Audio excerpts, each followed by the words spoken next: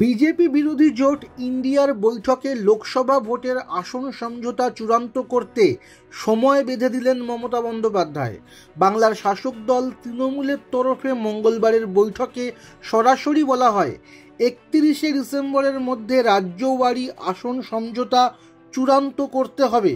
তাৎপর্যপূর্ণভাবে মমতার ওই প্রস্তাবের পরেই বাংলার কংগ্রেস নেতৃত্বকে দ্রুত দিল্লিতে তলব করেছে কংগ্রেস হাইকমান্ড।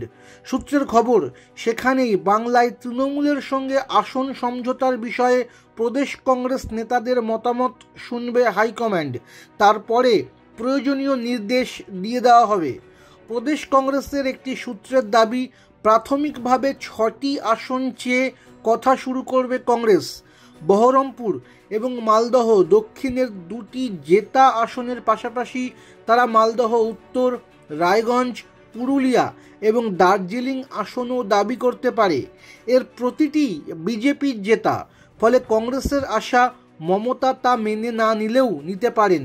তবে মমতা তা মানবেন কিনা তা নিয়ে যথেষ্ট সংশয় রয়েছে।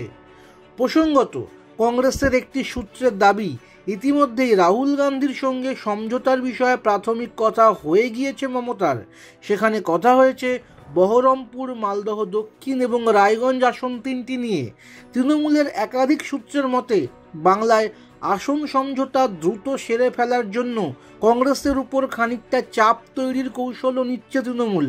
বাংলার শাসক দলের তরফে বারবারই বোঝানো হচ্ছে তারা দ্রুত আসন সমঝোতা সেরে ভোটের প্রস্তুতি শুরু করতে চায়।